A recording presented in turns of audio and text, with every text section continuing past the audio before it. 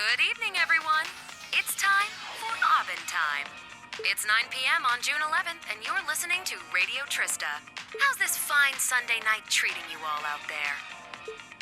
We're halfway through June, which means we're already halfway through the year. It's been a packed year, yet it's gone by in a flash. Speaking of June, it's that time again. That's right, the summer festival is upon us once more.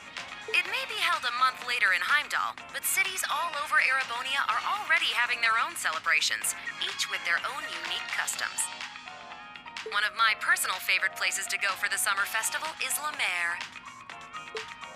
Ortis is famous for their annual tradition of lighting candles and setting them to float in the bay. It's just breathtaking to see all those lights. Last year's lighting had to be canceled, unfortunately, but I'm sure plenty of people are looking forward to it this year. I know I am. I can already imagine it. Me sitting by the beach, drink in hand, watching 1,000 glimmering lights float out to sea.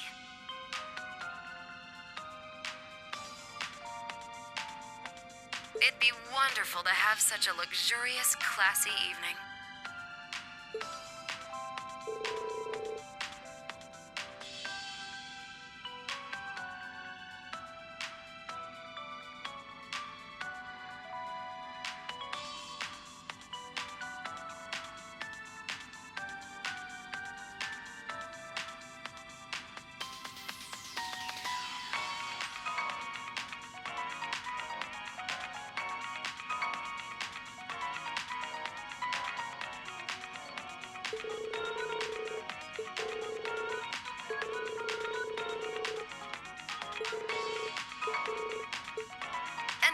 There's more to La Mer than just Ortis.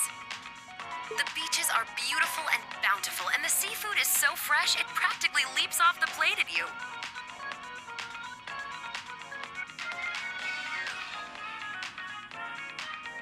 Raquel is well known for its casinos and theaters, and there's also the scenic Brionia Island.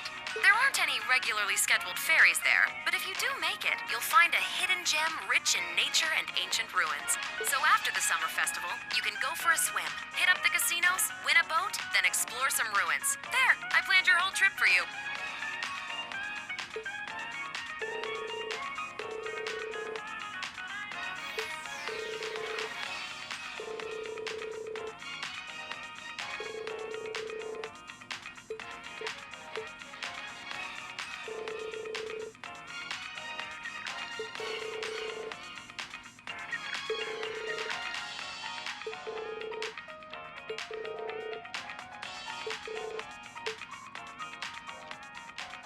Maybe this is a good opportunity then. Emma did ask me to tell you about her. Listen up. I'm going to tell you a little about the Hexen clan. And the two sisters, Emma and Vida. They were the youngest members of a clan hidden away from the world at large. Vida lost her parents when she was young, but due to her immense natural talents, she was taken in by the Elder as her top disciple. Meanwhile, Emma's mother was what we refer to as a stray witch. She lived among the common people. However, she lost her life in an accident. Emma was also taken in by the Elder, and the two girls were raised together like sisters. The Elder created a familiar for each of them, me and Grianos. Vida was full of talent and spirit, but Emma was a shy shut-in. They both grew into strong, noble witches, and they would have lived a peaceful life in the village, but at the age of 16, Vida volunteered to become a wandering witch. A wandering witch's job is to go to the outside world and report back to the village on new developments. The Elder sent her off with full confidence, but within half a year, she had vanished. We now know why. The Grand Master of Ouroboros got to her. She joined that den of snakes and abandoned her duties as a witch. The Elder regretted her decision to let Vida leave the village.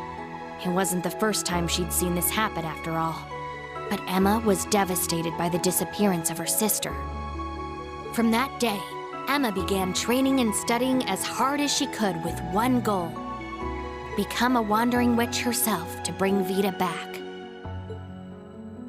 And so, Emma was permitted to leave the village at the age of 16. With the help of some stray witches, she was able to enroll at Thor's with a scholarship.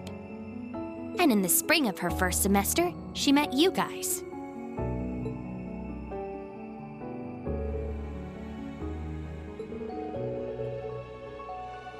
I'm not supposed to talk about this sort of thing with outsiders, but by this point, everyone in Class 7 is pretty much family. Emma had to work hard for the Elder to okay this.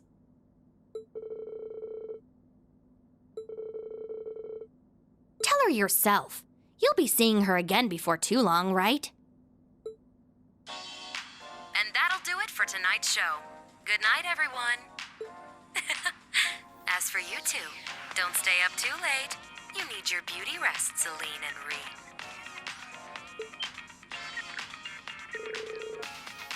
What an obnoxious woman. I'm sure she predicted we'd be listening and used her magic to ensure only we could hear that last part.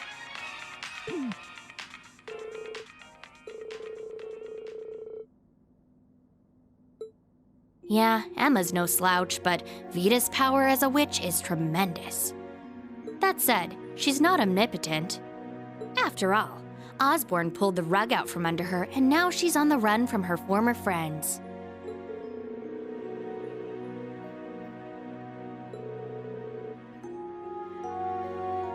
Yeah, and about how she failed to change the ending. It must have something to do with the Infernal Castle. Vita's personality may be one big joke, but she's not the type to lie. There's no doubt we have a crisis looming over us.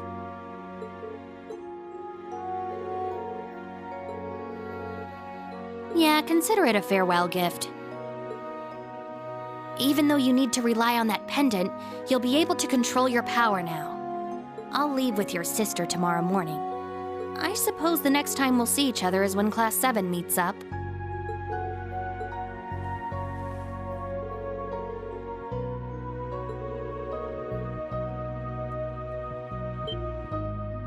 Hell no!